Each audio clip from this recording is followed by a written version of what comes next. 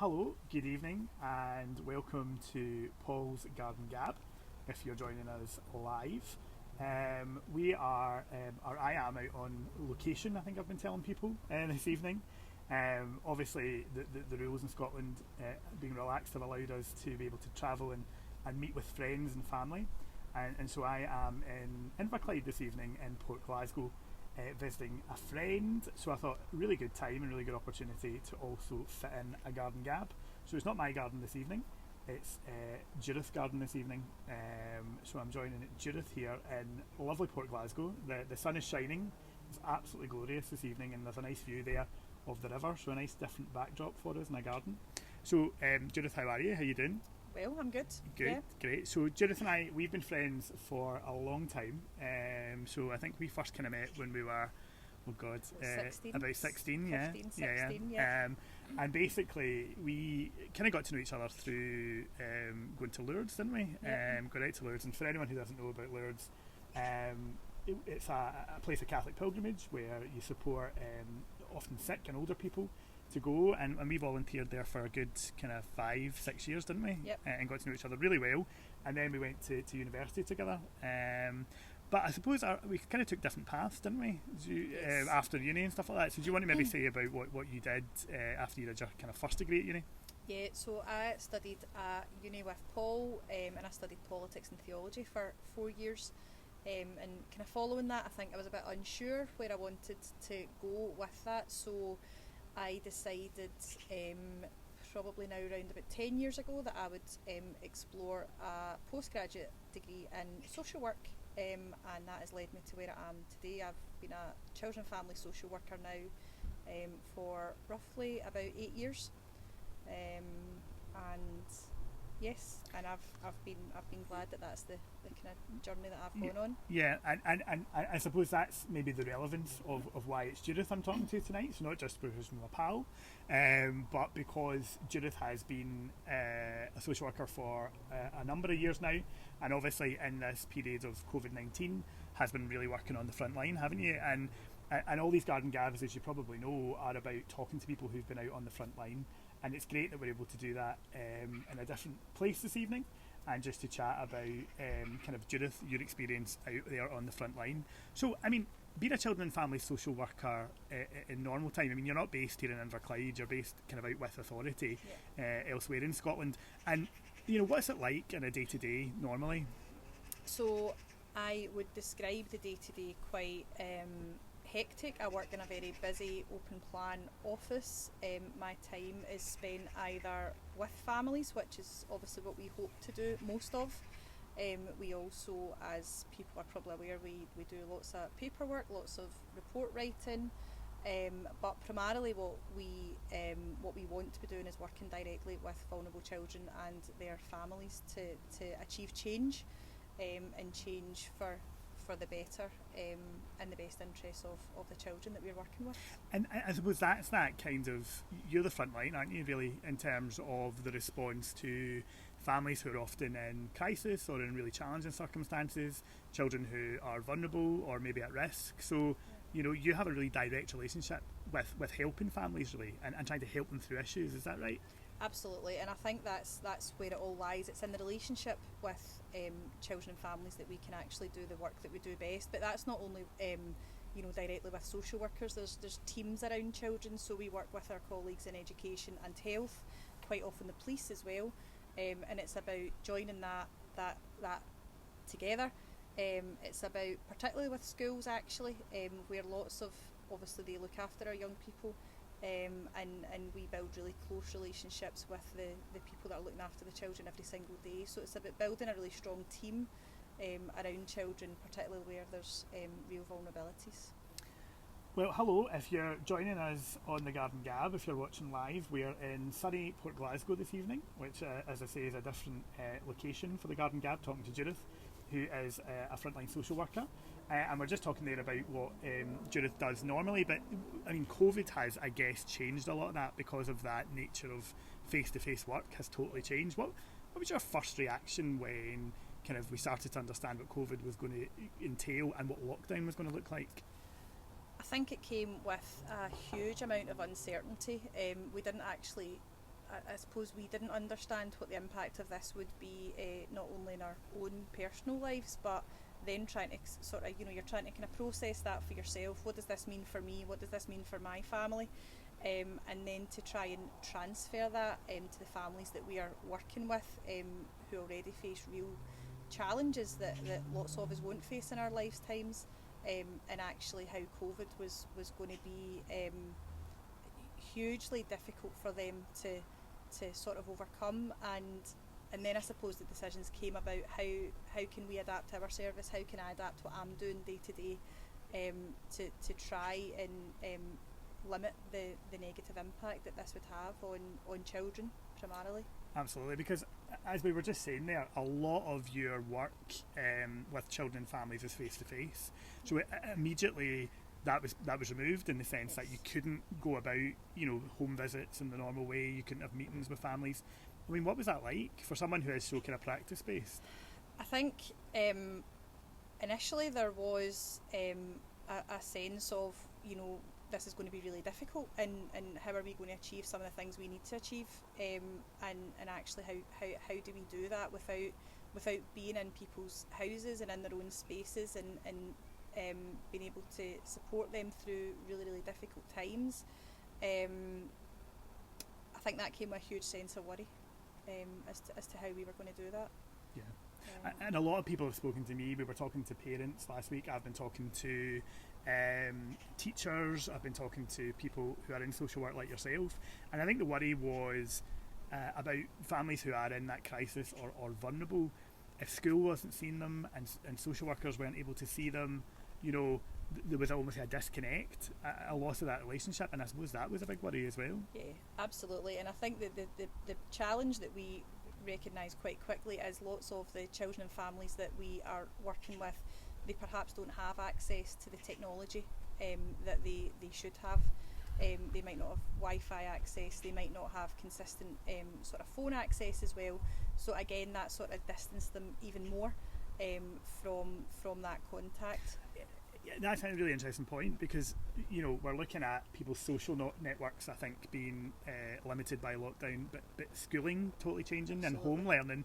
Yeah. But perhaps sometimes we haven't really thought about how does that look for different people, and what's that experience like for different people. So have you been trying to adapt what you do to kind of help those children who maybe don't have access to digital means or things like that?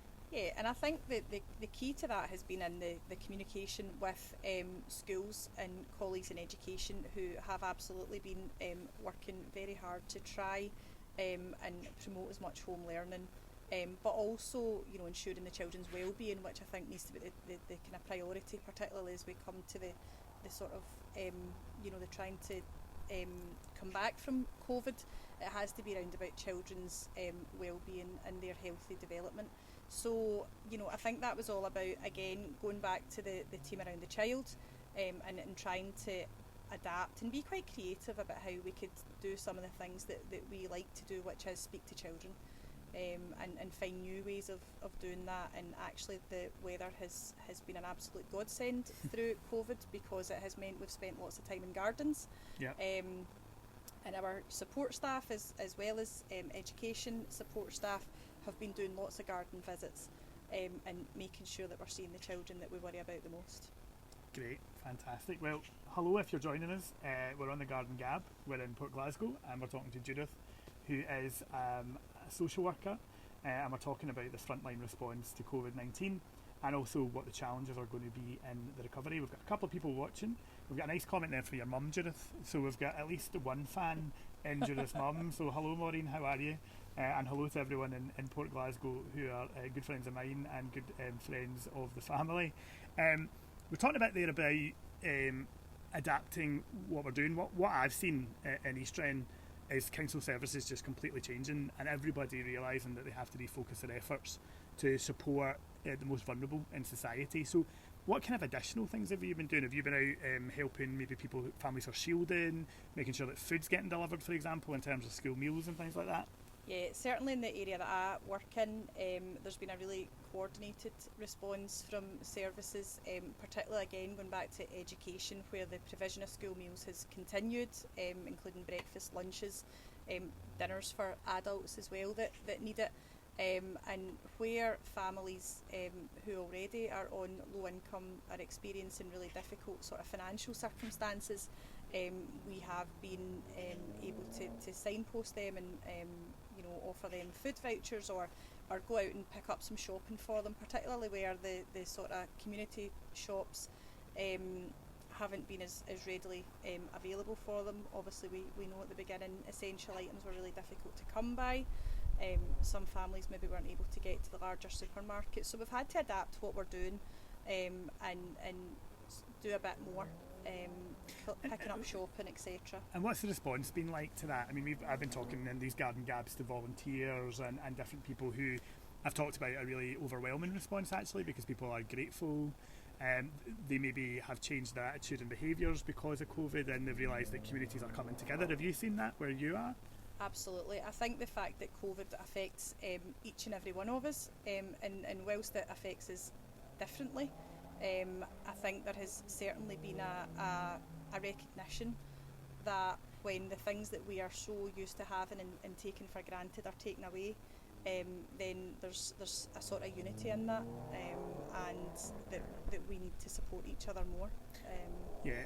I mean, I think for me, frontline workers like yourself have just been phenomenal as well, because there have been challenges, I think, in delivering your role as well. I mean, how did you feel when you were kind of told that you were going to have to wear PPE, for example? I mean, that's a massive challenge. We know the challenges that there have been in the health service for people having to wear PPE, but how did you feel as a social worker on the front line?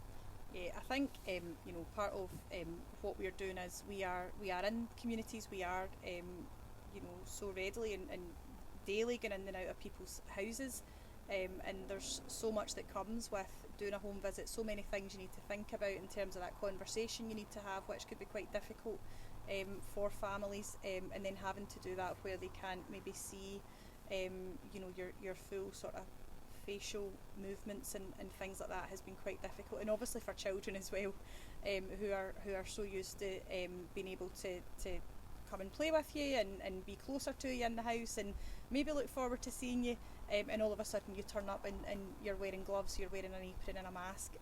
That's been difficult, although again, I think just being able to try and help people understand why we need to do this, and I think the majority of children who are of an age have an understanding, a healthy understanding of what's going on, why we're having to look different just now, and the response has been overwhelmingly positive. Absolutely. If you're joining us, we are on the Garden Gab. We're down here in Inverclyde in Port Glasgow. I'm visiting my good friend Judith, who is also a frontline social worker. So we're just chatting about what life has been like on the front line for Judith. And I suppose another question I would have is isolation and loneliness. I think is a challenge at the best of times, and you've probably seen this maybe through colleagues who are in older people's services and maybe learning disability as well. Has there been a big concerted effort around trying to make sure that we reach people who live on their own, who are isolated, who maybe can't get to the shops, don't have a social network? Have we seen services coming together to reach those people? Yeah, so I think there's sort of two groups that springs to mind when you say that, and I think that would be young people who have had care experience, and often they live on their own, experience in isolation, maybe really difficult family relationships, and so I've seen the service that I work in certainly really trying to reach out to young people with care experience who perhaps don't necessarily feel they want to work with us anymore, but recognising that sort of relationship has been there, and this is a time where they really need to have people making contact with them, even if it's just for a chat, to go a nice socially distanced walk, and make sure they've got everything that they need. And the other group, I suppose, that springs to mind when you're saying that is parents whose children are now accommodated and are maybe being looked after by our foster carers or children's houses. Parents who have already experienced that loss of their children. All the sort of face-to-face contact has now turned to virtual contact, and we need to balance what the children need from that relationship with their parents, and supporting these parents through this time where the length of time they're not seeing their children has become longer. We need to work at really pulling that together for these families. And I suppose decision making and judgment within social work is such a big part of the job you do day to day, but it's even more important, I guess, during lockdown and COVID-19 to make those right calls, to make those right decisions, and to help support everyone in the process. And I know that people have been going over and above trying to organise virtual children's hearings and thinking about that whole system and how that works, and just kind of trying to move heaven and earth to keep the process going. So, I mean, it sounds like you have really been working hard to find those solutions. But I'm really interested in what you say about care experience young people. I've got the great pleasure in East Renfrewshire of being a member of the Champions Board and working closely with care experience young people to kind of hear their views and their thoughts and their ideas and trying to shape our policies. What I've found certainly is so many care experience young people have actually wanted to help and volunteer and support others during this time, and it's been really humbling actually to see, I think, the volunteer response across the board, but particularly a group of young people who just you want to go over and above. And I don't know if you've seen a bit of that, but I've certainly seen just so many kind of I suppose people's preconceptions and misconceptions challenged in this time. Yeah, I think certainly one of the young people that I worked with, he got in touch with me and he had been sort of looking for work prior to lockdown, but he was really keen to get into one of the supermarkets, and he really felt that he could become a valued member of that team, because I think now we've had to rethink how meaningful job roles are, and there's been a huge shift in how as a society we view what would maybe be looked at as a sort of low skilled workforce, and actually now how these people need to be recognised. I mean, I think that's an excellent point actually, because if we all think about our lives throughout lockdown, how much we've relied on supermarkets, how much we've relied on the staff who help keep the supermarkets going, keep the shelves stocked, but also help us all to get in and out safely. But also I just think that the lifeline serve. I was talking to someone there this evening from the co-op who's talking about the wider role that they have in supporting communities. So you're right, I think this has challenged all of our perceptions about how we value work and how we value jobs, and I think that's a really important takeaway as well. Absolutely. So if you're just joining us, we're just chatting to Judith here in Port Glasgow about her role as a social worker. Judith doesn't work in Inverclyde, she works elsewhere in Scotland, but you've lived in Inverclyde your whole life. Yes. You lived here in the port ever since I've known you, apart from a short detour when you went to Greenock. But we won't hold that against her. It's funny, if there's any kind of Inverclyders listening, Greenock and the port, it's always that great battle, isn't it, between who's best. I mean, you're quite biased though, aren't you? Absolutely. So is it Port Glasgow for you all the way? Absolutely. Well, there you go, there you go.